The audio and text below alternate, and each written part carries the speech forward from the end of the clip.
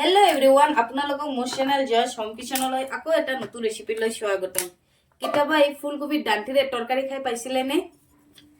আমাৰ ঘৰত যেতে ফুলকবি আনে এই ঠাণ্ডাৰ দিনতটো আৰু ভাল, কাৰণ ঠাণ্ডাৰ দিনত ফুলকবিৰ ডান্টিবিলাক ইমান নৰম থাকে, তৰকাৰী খাবলৈ ইমান ভাল হয়।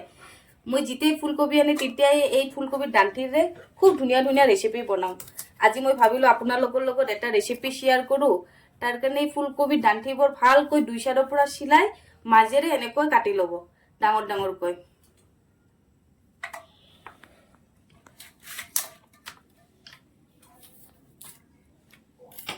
এতিয়া মই ফুলকবিৰ ডান্টি বনাবৰ কাৰণে কেঁচা জলকীয়া, ৰহুন, অলপমান বেহাৰ, আপোনালোকৰ লগত যদি বেহাৰ নাই এইটো স্কিপো কৰিব পাৰে, লগত এটা পিয়াজ ভালকৈ পিচি লম মিক্সাৰ গ্ৰাইণ্ডাৰত। ফুলকবিৰ ডান্টি বেগন অৰহিৰো বনাই কেনে খাই খুবেই ভাল লাগে। কেতিয়াবা মোৰ ঘৰত বেগন বা অৰহি আনিলে আপোনাৰ লগত সেই ৰেচিপিটোও শ্বেয়াৰ কৰি দিলম।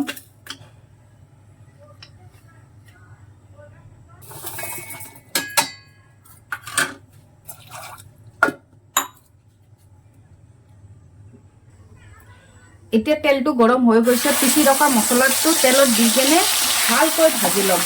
লগত এটা সৰু বিলাহীও দিম মই। যেতিয়ালৈ মছলাৰ গন্ধটো নাযাব, কেঁচা গন্ধটো, তেতিয়ালৈ মছলাটো মই ভালকৈ ভাজি লম। ঠাণ্ডাৰ দিনকেইটা যে ইমান ভাল লাগে, কাৰণ বহুত ধৰণৰ চব্জি পোৱা যায় যে আমাক বনাই খাবলৈ ইমান ভাল লাগে। যিকোনো চব্জি ঠাণ্ডাৰ দিনত খাই খুবেই ভাল লাগে।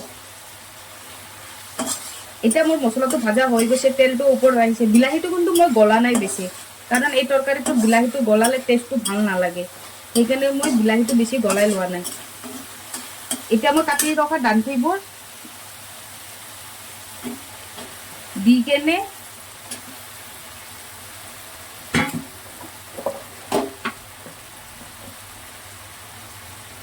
এক চামুচ হালধিৰ গুড়ি আৰু নিমখটো আপোনালোকে নিজৰ হিচাপত দি ল'ব। দি কেনে ভালকৈ মিলাই ল'ম। এই তৰকাৰীটো বনাবৰ কাৰণে কোনো ধৰণৰ মছলা আমাক নালাগে, কিন্তু খাবলৈ খুব ভাল লাগে।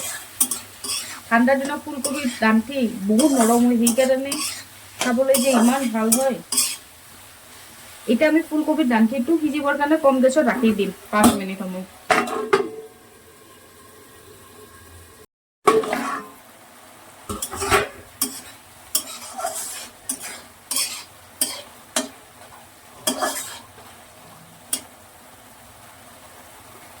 এতিয়া 5 মিনিট হৈ গৈছে, ডান্টিবোৰ ভালকৈ সিজা নাই, অলপ অলপ টান আছে, দেখিছেনে? এতিয়া মই ইয়াত অলপমান পানী এড কৰি আৰু ভালকৈ মিলাই কেনে 5 মিনিটমান সময় আৰু কম গেছত ভালকৈ সিজাই ল'ম।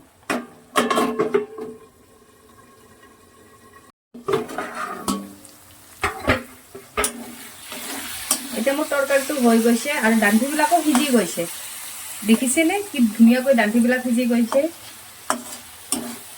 এতিয়া মই তৰকাৰীটো প্লেটত ওলাই আপোনালোকক হাতেৰে খাই দেখাই আছো যে কেনেকুৱা লাগে খাই কেনে।